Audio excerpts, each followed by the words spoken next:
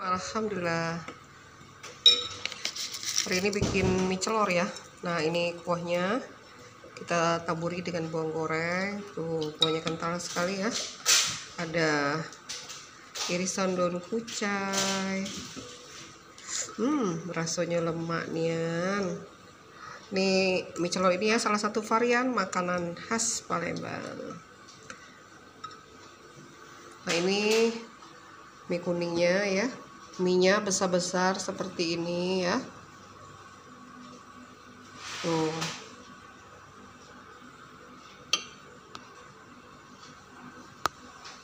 Pelengkapnya ada telur rebus,